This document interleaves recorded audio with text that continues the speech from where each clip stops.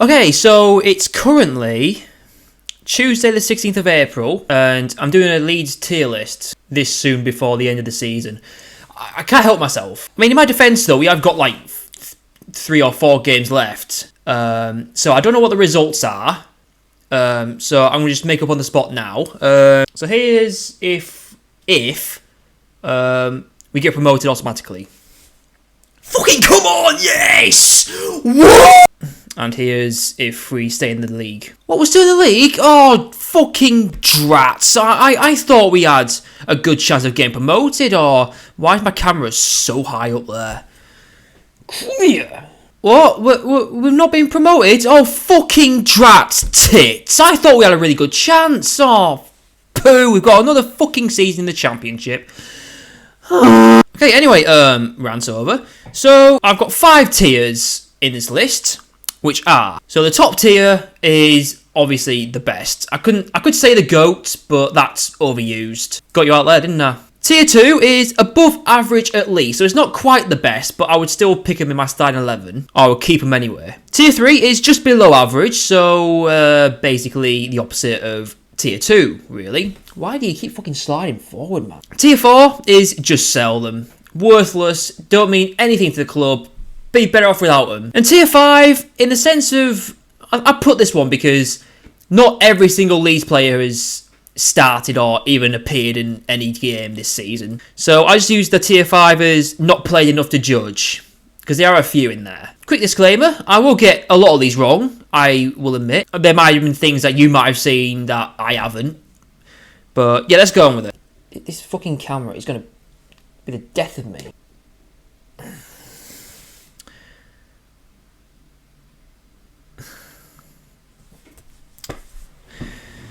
There's me thinking, oh yeah, this is going to be a right piece of piss video to make.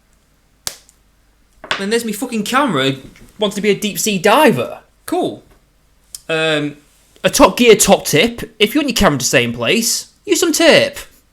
Let's go with this bastard tier list then. It's still going backwards, isn't it? How is that fucking happening?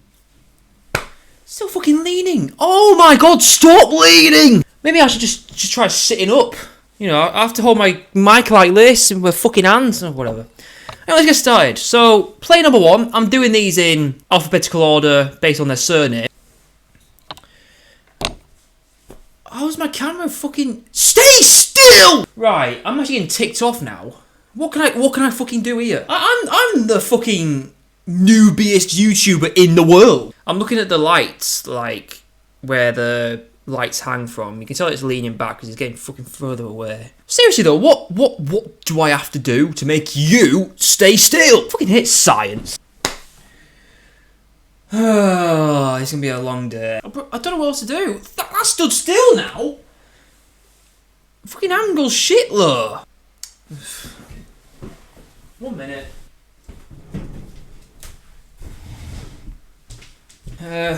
Right, I found this bloody thing. You see, the thing is though, the amount of time I've used this camera here, this exact spot, and it's not fucked me over once. Hey, you know what, GG camera, yeah, you can have the win on this one. I'll fucking get you back though, you fucking cunt. Oh, fine, that'll do. Right, so the first player, fucking 8 minutes in nearly. First player we got is Ampadu.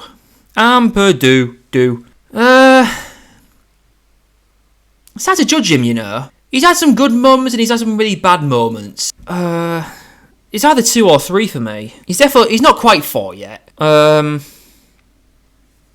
think I might stick him in 3, you know. Yeah, I'll stick Ampadu in 3rd tier. Setting the standard very well there, aren't I? Right, next player we've got is Jadon Anthony. Now, in all honesty, I've only seen him play like 3 or 4 games in this whole season. He's been somewhat average, I'll admit, but in the sense of the fact he's only played not a lot of games at all, I'm going to stick him in 5 just for that. Maybe next season he might get a few more starts or might get subbed on a bit more often. He's not terrible, is he? But based on the fact that I've not seen him play so often, I can't not put him in 5. Next one is Patrick Bamford. Stick him in 4. He's fucking dog shit. He's actually like the Darwin Núñez of the Championship. He can't score sitters to save his life. He cannot score sitters to save his life, but I mean, everyone's going to say he's really good because he scored an FA Cup goal when he chested it and volleyed it, which is a good goal, to be fair to him. But that's all he's done this whole year. But I can't put him in top tier because he scored one good goal. Every other shot he takes, he fucking misses the ball or he misses the net. I don't rate him at all. He's too casual on the ball as well. He runs like he's underwater. He plays like he's wow, I said that so many times, haven't I? But yeah, Bamford plays like too casually for my liking. There's no urgency when he gets possession. In all fairness, he's only good at beating the offside trap a lot of the time. He does do that very well at times. But the second he gets possession of the ball, he turns off. You know what I mean? So I'm gonna have to put him in 4. Next one is Sam Byram. Again, like Ampadu, I've not seen him play an awful lot, but he's not terrible when he comes on the pitch eventually. But at the same time, he's had a lot more starts than Ampadu. Not starts, but he's played more than Ampadu, I believe. I can't really fault him that much. He has had a few... He's probably had like 1 or 2 howlers. Overall, in the amount of games I've seen him playing, he's not necessarily done a lot of things that would cost us a goal, you know what I mean? When it comes to like tackling and stuff, he's alright, I believe. So I'll stick him in... I'll stick him in tier 3. I keep looking down there more often. I don't know why, I'm sorry. Yeah, I'll stick Ampadu. What? Yeah, Sam Byram's going in 3 for me. Next one is Liam Cooper, along with Bamford. Atrocious. Why he's captain, I will never know. Yeah, I don't rate him at all. He might have had some times where he's done a couple of blocks here and there, but overall, I don't rate him at all. He's one of them players where I see the starting 11 and I'm like, why is he starting? He's like Bamford, you know. I don't know why. Unless Daniel Farke knows he's going to sub him off later on, then fair enough. But the fact he's like getting a nod to start, I don't really get it. You know what I mean? So yeah, I think, sorry Liam, but you're in tier 4 for this. Charlie Creswell, I think he's literally he's been subbed on once. I think he's played 1 game, as far as I'm aware. So yeah, I think just purely on that, I'll stick him in 5. You know, it's not fair to judge him based on 1 game. You know what I mean? Swiftly moving on, Carl Darlow. Yeah, purely based on that reaction, I'm sticking him in 5 as well, because I've not seen him play at all. You know, he might have had like probably just 1 game that I was unaware he was actually in. So yeah, sorry Carl, but I can't judge you because you played 1 game probably, and it's one I didn't even fucking see it. So next is Firpo, Junior Firpo. He's fucking wank, isn't he? Holy shit. Is he a left back or a right back? He's left back, isn't he? I genuinely cannot think of any worse left backs. And that's embarrassing. Yeah, he gives the ball away too often. I feel like Firpo is one of those players who only plays because he makes up the 11 players that are on the pitch. If, you know, he's just there. But when he is there, he's not good, is he? I don't like him whatsoever. So yeah, Junior Firpo, if that is your real first name. You're going in 4 for me, mate. Below next season. Next one is Joe Gilhard. I'm glad he returned to Leeds, because when he was in the Premier League, he was underrated, I believe. You know, it's literally one of them players who's like the Jermaine Defoe of Leeds. It's like the second he's through on goal, you know he's scoring. You know, whenever he shoots, he's most likely going to score a goal. But the fact is, he's not been in as many games in the Championship as he has in the Prem. I think I've seen him get subbed on like twice, and he was on for like the last 5-10 minutes of each game. So yeah, I'll stick him in 5 for now. But hopefully next season, Farke might find his brain cells and play Gelhard instead of Bamford. Next one is Wilfred Gnonto. I highly believe this is the first god tier or top tier of this tier list. Gnonto, you can't go wrong with him, can you? He's very quick, he's very agile, he's amazing when he's dribbling, and he just knows where the goal is. He might have had that howler of a miss against Sunderland? No, Blackburn. It was against Blackburn, which was like a few days ago from the time of recording this, when Dan James struck the ball and Gnonto did a Paul Gascoigne at Euro 96 and he completely missed the ball and up in it, which wasn't his fault. I can't lie, it's not his fault. You know, the ball was smashed, walloped into the box, and Gnonto just couldn't get his foot on it, which I can't really blame him for that. You know, it's science, mate. But yeah, if I see Gnonto playing, and then that gives my hopes up on Leeds winning a game at least. So yeah, well done, Gnonto. You're the first top tier player on this list. Next one is Archie Gray. Oh, this one hurts me. I do like Archie Gray. I do. The thing is, he's not... I don't believe he's done anything like miraculous or anything worthwhile as such. I only remember him because of that goal he scored against Leicester, which is ricocheted like 5,000 times. And he celebrated as if he scored a fucking world in the World Cup final. But, I mean, considering how young he is, to score a goal, you can't... Against Leicester, of all teams, as well, in the Championship, when they were top of the table by like 10 points at the time. But yeah, I think... I mean, this is his first season for Leeds, so at the same time, you can't really say he's dreadful. He's like the worst player, because he's not. He's actually quite good. But he's had one season and he's not really shown an awful lot. I understand he's a fullback, he's a defender, so he can't really show much anyway. Then again, saying that out loud, this is Leeds United, so you would expect him to do a lot more with the amount of times we get fucking counter-attacked and punished. But yeah, I think he's not the worst, but I'll stick him in 3. I think it's only fair if we wait till next season to fully judge him, to see if he does anything more than what he did last season. I do talk a lot, don't I? Next one we've got, how the fuck do you say that name? Ilya Griv? Oh god help. Ilya Griv. That cunt. I think he's sort of like Archie Gray. He's that sort of player who, he doesn't stand out a lot. But then when he does, it's not usually anything bad or negative. It's just, I mean, he does... oh god, I can't talk! He doesn't do bad for the team. He is worthy of playing, I find. But again, with the whole, I think Joe Gelhardt but those sort of players who don't get an awful lot of game time, they get enough, but it's hard to tell if they've reached their potential yet. You know what I mean? So, but he's been subbed on a lot more frequently than some certain players in the team. Yeah, I don't rate him as such. I think that whole segment just made no sense. But yeah, I'll stick him in 3 out of the 5 tiers we've got. Just for if he gets subbed on a bit more often in the next season, then I might change my mind on that. But based on what I've seen from him, I think 3 is fair for me. Don't go marching the streets because of that either. Next one we have got Darko Gyabi. And purely based on that reaction, he's going in 5. I don't know who the fuck he is, mate. Moving on. Dan James, right. I need to confess something here. Last season, I didn't rate him much. In the sense of, every time he shot, he barely scored. He's a right winger, like an attacking player, so he's got more of a chance of going through on goal and scoring. But literally every time he shot last season, I don't think he scored. Did he score one? He probably scored a couple of fluky goals, but I didn't rate him at the time.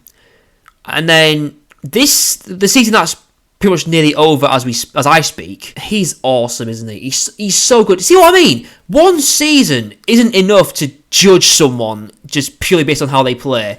Give it about 2 or 3 seasons, then you sort it. With Dan James though, he's quick. That's a no-brainer. And he has been scoring a lot more frequently as of late, so I do rate him. He's definitely worthy of being in the team. So for that, I think Nonto has a partner in crime. Dan James is going up there! Next one is Matteo Joseph, who I believe is the one who gets subbed on for Bamford a lot. And when he does, literally, I think the last few games I've seen him get subbed on, he's had one shot and he's nearly scored from each of those 3 shots. There was one where he hit the post against... oh, God, I hate my brain. There was one time when he got subbed on. We lost 2-1 to someone. I can't remember who. Oh, this is gonna kill me. 1 minute. I'm sure we did we draw or lose that game? We might have drawn actually. Let me just ask Jeeves. Oh, it was Watford. Oh yeah, he scored that game. It looks like. Yeah, Somerville scored that worldie, and then Joseph scored. Okay, yeah, I think it was against Watford when Joseph came on and then just scored.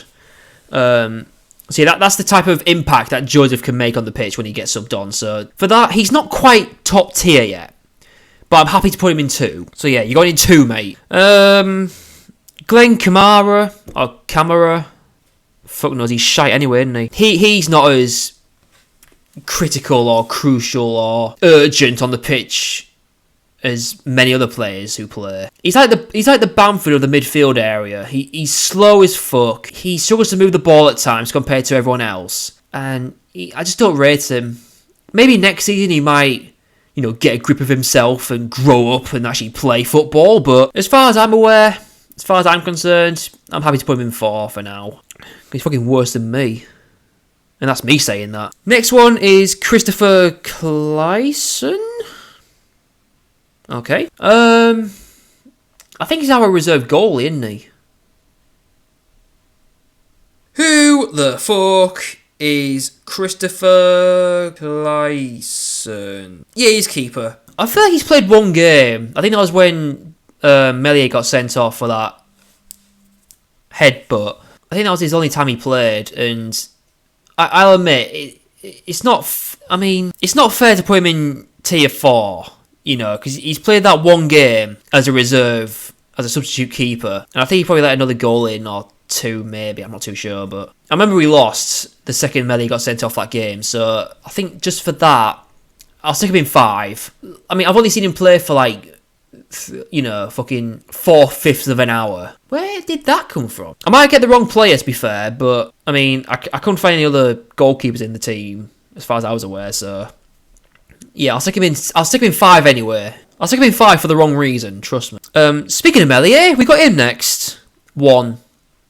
How can you not put him in there? Okay, he might have conceded a fair few goals, but the amount of heroic saves he's made this season is beyond belief. There was that one against Leicester where I think we were like 2-1 up, and the fucking Daka or someone smashed it, and Meslier managed to save it anyway. It was going bottom corner, and he just put his hand out and dived and saved it. Meslier is underrated as well, I think. Yeah, I'm going to put him in 1. I don't care. He's a top quality keeper. He has made heroic saves you didn't think he would save, saves that I don't think he knew he would save. You know what I mean? He's one of them goalkeepers who just he saves balls with ease, but he's let a few in as of late. But regarding the entire season, why do you reckon we've won a lot of consecutive games? It's not just because of defence either; it's because of him. So yeah, Melia's going in 1. Fuck yourselves. Sonny Perkins, 5. Joel Pirro. He's a Dutchman, don't you know? Just like Pascal and Pirro. Oh, his name's Crescencio. I might stick him in 2. He's not quite 1 yet, but I reckon next season he might climb up to the first place of this tier list. But yeah, Pirro, yeah, again, it's one of them ways. The times I see him play, I get my hopes up. But unlike Joseph, he's I don't get my hopes up as much, because whenever I do see him play, he doesn't... I don't know, it's hard to explain with Pirro. He does score every now and then, but it's more like tap-ins. Not like I'm complaining, because it's a goal, so fair enough. But yeah, it's hard to explain with him. I suppose he's a clinical goal scorer in some sense of the word, but he's not quite up there, is he? So it would be unfair to put him in 3 or 4. He's definitely not 5. So yeah, I'll stick him in 2. Connor Roberts, hard to tell this one, really. I remember him because of that goal he scored against Leicester to make it 2-1. Oh no, sorry, to make it 1-1, sorry. Whoops. It was a good finish, wasn't it? But yeah, I don't think he's one of them who's not quite up there yet. I reckon another season later he'll start finding himself and he'll get a bit more high up at the tier list. But just for this season, I'll happily stick him in 3. He's not the worst, but he's not quite 2 yet. But we'll see. Joe Rodon. I do like him. Not as much as Dan James or Somerville or Nonto or anything like that. But again, when he gets subbed on at times, he does make quite a little impact. Not as much as Joseph, I don't think. But he does make some sort of impact when he's on the pitch. The second he gets subbed on. So Rodon, I might stick him in 2. I was thinking 3 if I saw him partake a bit more, if you know what I mean. But in hindsight, yeah, I think I don't know. Yeah, I'll stick him in 2. Jorginho Rutter. He's like a yo-yo. He has some really good moments, and then next game he has a really poor moment, and then next game he has a really good moment. You can't balance him out. It's annoying. It fucks me off. The only thing I can think of that's bad about Rutter is he fake shots too often. He's in a good place to shoot, but then he always does a fake shot and he gets tackled. I don't know why he don't pull the trigger, you know what I mean? But then when he does eventually pull the trigger, he normally scores. But it's the fact that he fake shots just way too often for my liking, so I'll stick him in 2. If he didn't fake shots so often, he might go in 1, but I think 2's fair for me. Jamie Shackleton, fun fact, my dad met him at the races one day. He's got a picture of him as well. I would show you if I could find it, but he'll probably tell you about it. Or, to be fair, from what he said, he didn't really do much. He just noticed it was Jimmy Shackleton and then asked for a picture and then fucked off. So, yeah, don't mean he's a good player though, does he? With Jamie Shackleton, I've seen him get subbed on once. Might have been twice for this whole season, but I've only seen... I can recall him getting subbed on once. So I'll have to stick him in 5 just for that. You know, if he played a bit more frequently, and then he might have gone into 3 possibly, but again, I can't really judge him because I've not seen him play enough, and he's not played enough either. So yeah, 5 it is. You know what, Shackleton? Send me that picture of you with my dad, and then I'll put you top. He won't watch this, will he? Pascal Struijk. Again, he's not quite 1, but he's not really 3 either. Yeah, I can't really explain why I'm putting this one where I'm going to put it. I'll stick him in 2.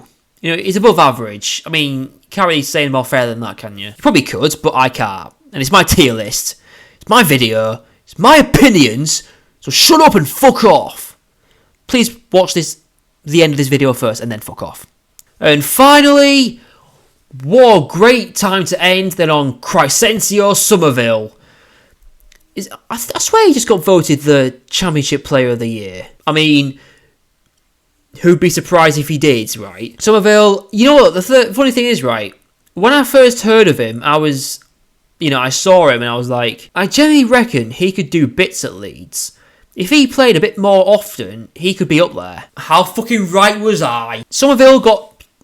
Not only was he one of Leeds' best players, but he was the best player in the whole fucking league. But yeah, Somerville's on the ball. He's got magical feet, hasn't he? Anything he touches turns to gold.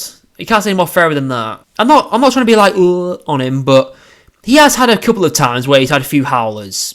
He has, but at the same time, he's had way more pros in his games than cons. So, and also the fact he's got the fucking EFL Championship Player of the Year award. Why would I not want to put him in 1? So let's watch my tier list video. Hope you enjoyed it. Subscribe if you haven't. Might do another one later. Depends on what on. I won't bother doing the Premier League players or any shit like that because I don't really care about the Premier League this season. I think the season that's currently ongoing still as I speak. Championship is what I care about because that's where Leeds are. And might remain next season. I've jinxed it, haven't I? Fucking hell. But yeah, anyway, don't bollock me or march in the streets or plot on killing me if I get any of these wrong. It's only my opinions, only from what I've seen, you know. So, come at me, mate. That's one way to do an outro, isn't it?